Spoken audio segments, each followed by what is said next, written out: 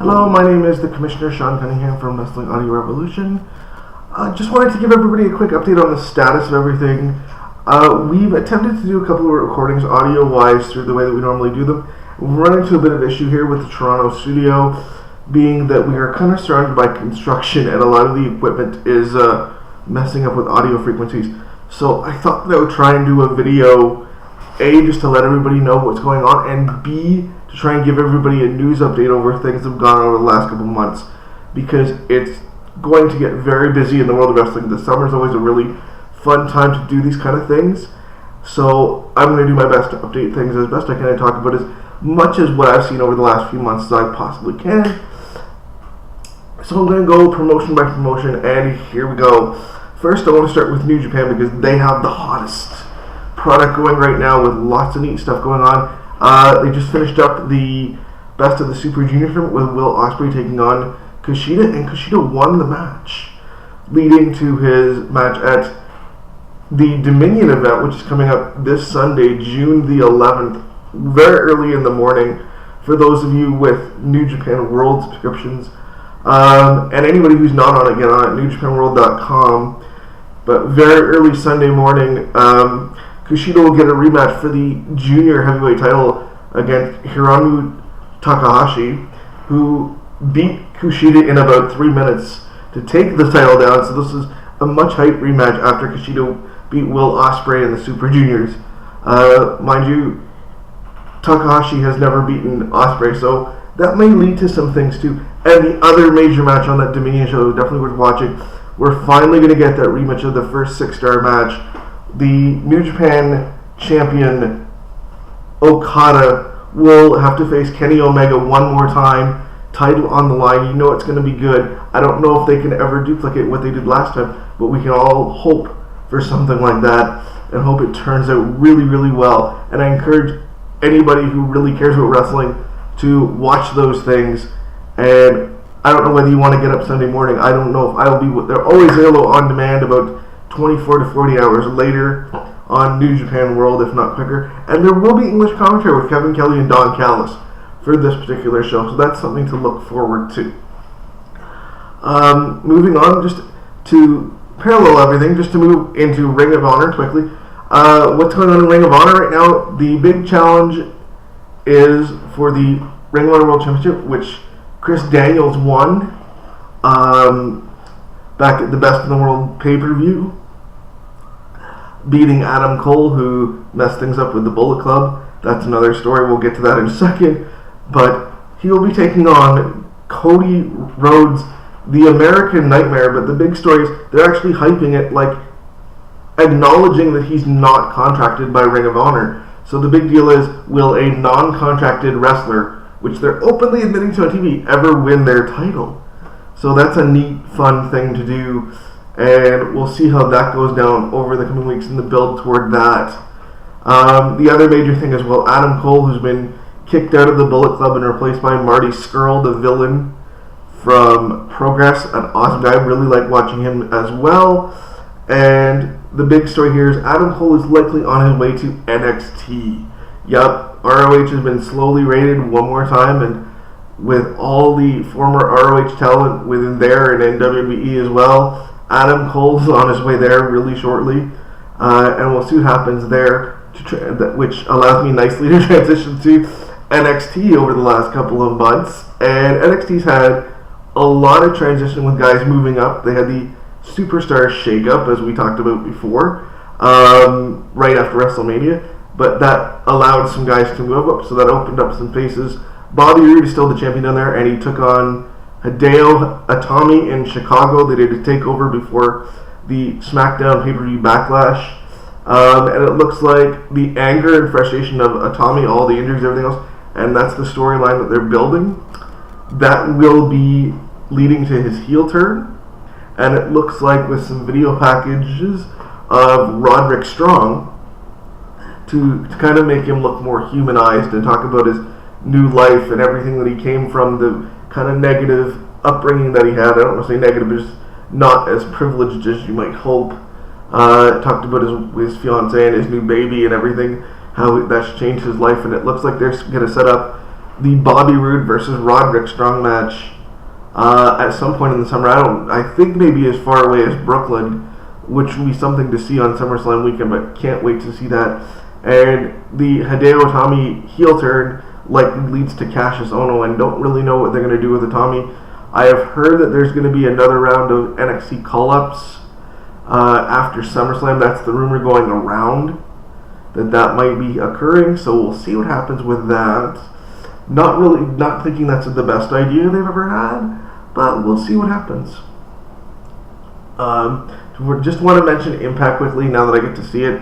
They're building up 2 really big storylines for Slammiversary, 15 years. I can't believe they've lasted that long. Feels like they've had that many owners at the same time. The 2 big storylines are for the, I would imagine, Global Force title as well as the Impact World Championship.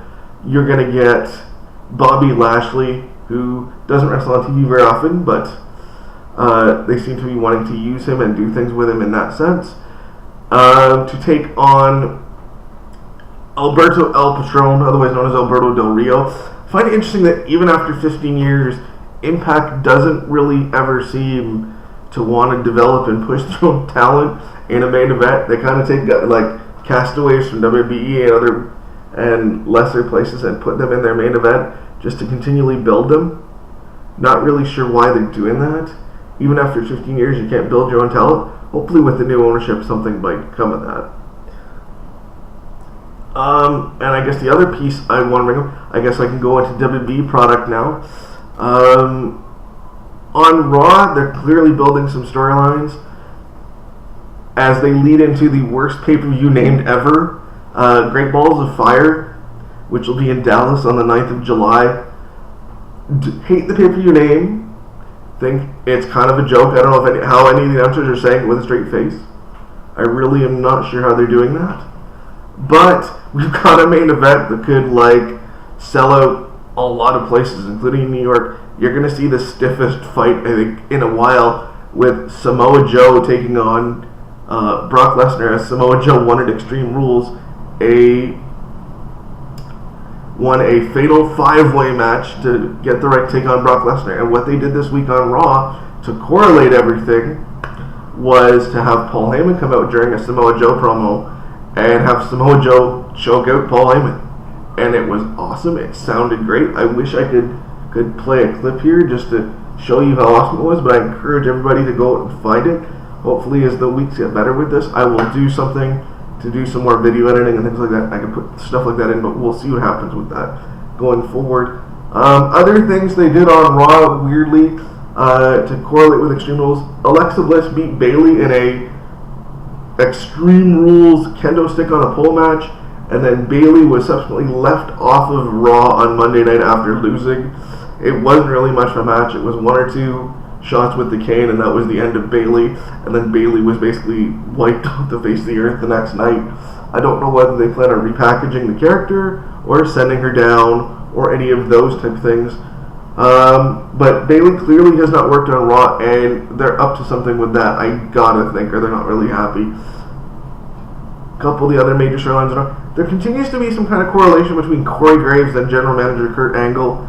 Don't really know what that's about. They've done a nice long build with it. I'm kind of excited that they've done longer builds, something that we can kind of deal with and figure out. Because if you have split rosters, you have to do a little bit longer with the build. You can't just rush everything through, especially when you have 19 special events or network events on the schedule just for Raw and SmackDown alone, which is a lot of Sundays. But we'll get through to that as well. Some of the other storylines, we have Enzo and Cass being attacked by a mystery assailant. They've teased that it's Big Show. There's other rumors along the internet, something about Stephanie McMahon being talked about. I really hope that's not the option they decide to go with. I don't really like it all that much. So we'll see what happens there. I find it interesting that after the Fatal 5-Way, Finn Balor took the fall to allow Samoa Joe to win, and then he was left off of Raw. They mentioned him, but he did not appear, so there's, I guess, something to be said for there. And we'll go forward with all those things. And just to wrap things up, and talk about SmackDown for a minute, probably the best wrestling show of the whole group right now, just because you're dealing with guys like Kevin Owens and Sami Zayn and Shinsuke Nakamura, along with, unfortunately, maybe one of the worst angles of Jinder Mahal, which is clearly a business decision, taking on Randy Orton. That being said, I really hope this tour of India thing and trying to get inroads into India works, because that is the only reason I believe right now that you even try anything with Jinder Mahal. Not really sure if that's going to go all that well, but I do know one thing they've teased and they've mentioned on SmackDown this week. John Cena is coming back this week, or on the 4th of July rather. Don't know what the plan is for July 4th. You either got one of two things. He's either going to come back and win the title for the 16th time against Jinder Mahal at whatever the July SmackDown event is, and I admittedly don't know what that is yet. Or secondly, he's going to come back on American Independence Day and take on the new face of America, Canadian Kevin Owens, and win back the U.S. title for America.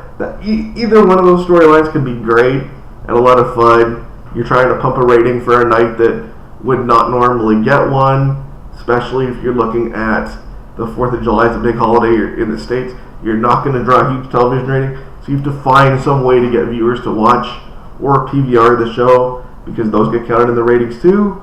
So those are some of the things going on.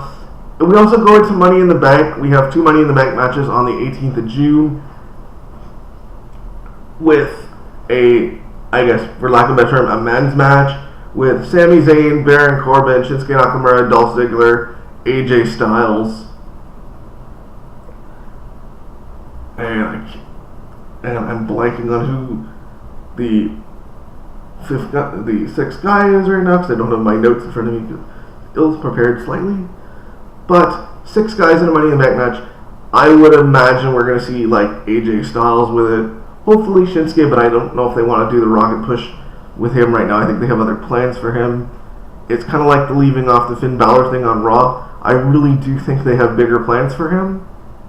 And I think they left him off on purpose, because I think when he finally does win the Universal title back, I'm not sure it's going to be Brock, but it might be something else. They wanted to do it on a bigger stage, possibly even a SummerSlam or a WrestleMania stage, something of that nature, as he was never actually pinned for that title as well.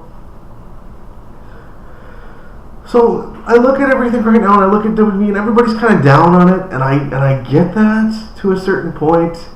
That being said, I think they're trying to change direction, and I think they understand it's not a hot product right now, so they have to change direction. You're not going to keep up with New Japan. That's almost impossible, as they get ready to come into the States and do the shows from Long Beach going into the G1, and that's an interesting concept. And if you look at their deals and everything they've laid out, they're going to come in July and be super hot into Long Beach at the beginning. And WB needs to worry too much, but I'm not sure that New Japan is going to come in and overtake WB in the space of one weekend.